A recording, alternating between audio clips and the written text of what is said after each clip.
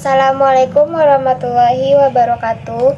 Saya Ratu Ananda Aisyah dengan NIM 21058105, jurusan Pendidikan Sosiologi Universitas Negeri Padang. Pada video kali ini, saya akan membahas salah satu materi dari mata kuliah Administrasi dan Supervisi Pendidikan. Materi yang akan saya bahas yaitu tentang supervisi pendidikan.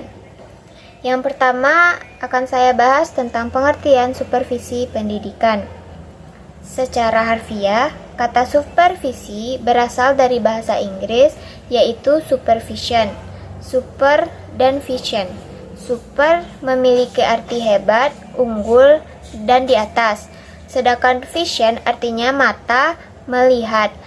Jadi, supervision bisa diartikan sebagai kegiatan melihat dari atas atau pengawasan dari pimpinan terhadap bawahannya. Setiap aktivitas, besar ataupun kecil, yang tercapainya tergantung kepada beberapa orang, diperlukan adanya koordinasi di dalam segala gerak langkah. Untuk mengkoordinasikan semua gerak langkah tersebut, pimpinan sekolah harus berusaha mengetahui keseluruhan situasi di sekolahnya dalam segala bidang. Usaha pimpinan dan guru untuk mengetahui situasi lingkungan sekolah dalam segala kegiatannya disebut dengan supervisi atau pengawasan sekolah.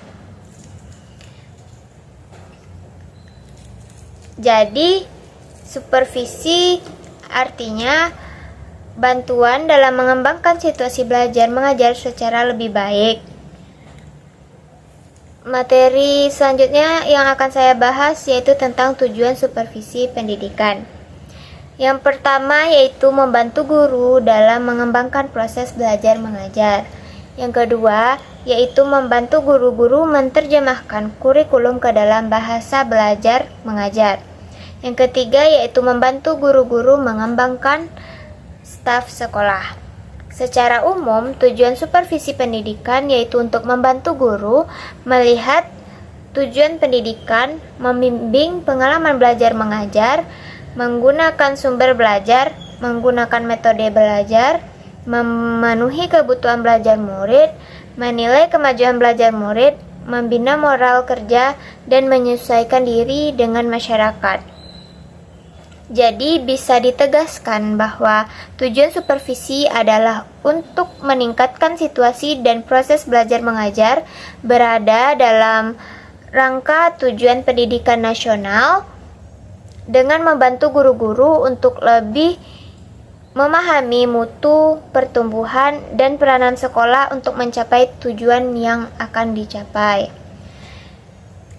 Materi selanjutnya yaitu tentang prinsip-prinsip supervisi pendidikan. Yang pertama yaitu prinsip ilmiah yang terdiri dari berdasarkan data objek, menggunakan instrumen untuk mengumpulkan data dan dilaksanakan secara sistematis, berencana, dan kontinu.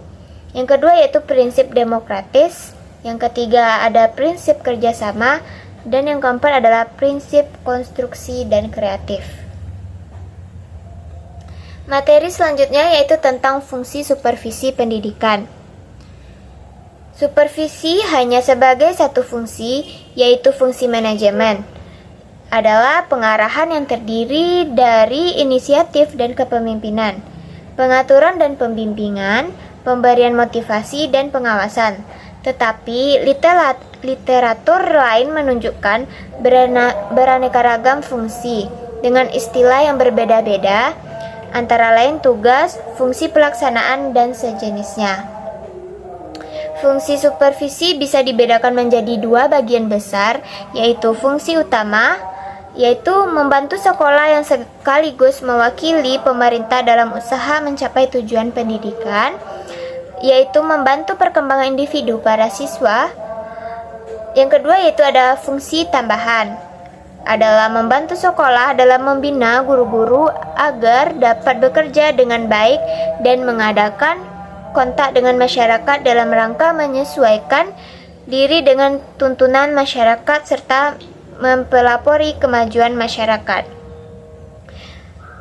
Fungsi-fungsi supervisi pendidikan yang sangat penting diketahui oleh para pemimpin pendidikan yaitu ada di dalam bidang kepemimpinan, ada dalam bidang hubungan kemanusiaan, ada di bidang pembinaan proses kelompok. Selanjutnya ada di bidang administrasi personel dan ada dalam bidang evaluasi. Apabila fungsi-fungsi supervisi benar-benar dikuasai dan dijalankan dengan baik oleh setiap pimpinan pendidikan termasuk kepala sekolah terhadap para anggotanya, maka kelancaran sekolah atau lembaga dalam pencapaian tujuan pendidikan akan lebih terjamin. Selanjutnya yaitu ada materi terakhir tentang peranan supervisi pendidikan.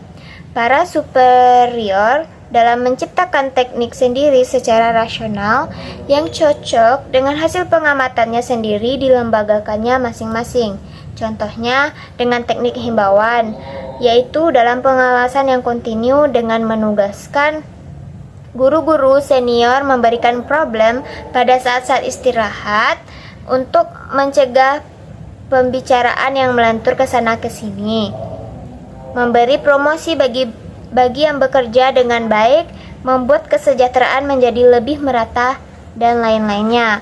Teknik pengaturan sumber belajar dibutuhkan oleh setiap lembaga pendidikan agar semua belajar itu bisa dipakai secara optimal oleh setiap siswa.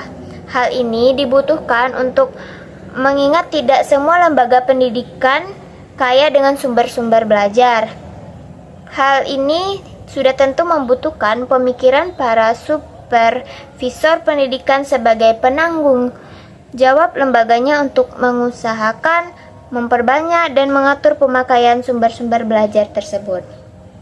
Baiklah, hanya itu yang dapat saya jelaskan pada video kali ini. Apabila ada kesalahan saya mohon maaf. Saya sudahi dengan Assalamualaikum warahmatullahi wabarakatuh.